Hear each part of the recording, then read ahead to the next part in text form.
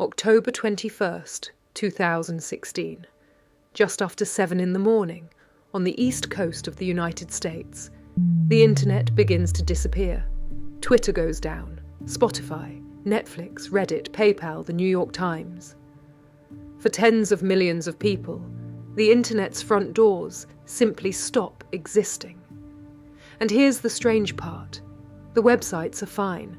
Nothing is broken, except the one system that tells your computer where anything is. Because the internet has a phone book. You've never seen it. You use it thousands of times a day. And that morning, somebody set it on fire. This is the story of that phone book. Your computer doesn't actually know where anything is. You type a name, google.com. The network needs a number. The system that turns names into numbers is called DNS, the domain name system. It works like a chain of very fast librarians. Your resolver asks a root server, who handles.com. The root points to the registry. The registry points to Google's own name server, which answers with the address. 4 questions, sometimes 4 countries, answered in under 1/10 of a second. And it happens for essentially everything. Every email, every stream, every payment. Well over 1 trillion lookups every single day. What it replaced sounds like a joke. Until the early 80s, the entire internet ran on a single text file. Hosts.txt lived at the Stanford Research Institute in California, and it was maintained largely by hand, by a team led by Elizabeth Feinler. A new computer joins the network. You contact Feinler's office. They type in a line. Everyone re-downloads the file. That was the internet. By 1983, the file was growing faster than people could edit it, so the job of replacing it landed on a researcher at USC named Paul Mockapetris. His fix, the domain name system, fit into 2 documents, RFC 882 and 8883. About 100 pages that, 40 years on, still tell the internet how to find itself. At the top of the system sit the root servers. There are exactly 13, named A through M. Why 13? Because the full list had to fit inside a single packet of data, 512 bytes. 13 names, not one more. 13 sounds fragile. It isn't. Because each of those names is a magic trick. Today, those 13 names answer from more than 2,000 real servers on every continent. Ask Kay a question. The network routes you to the nearest copy. Knock 10 of them over, and traffic flows around the whole. In 40 years, the system as a whole has never stopped answering. Not once. So what actually died in 2016? Not the root. A company. Dine answered, "Where is Twitter?"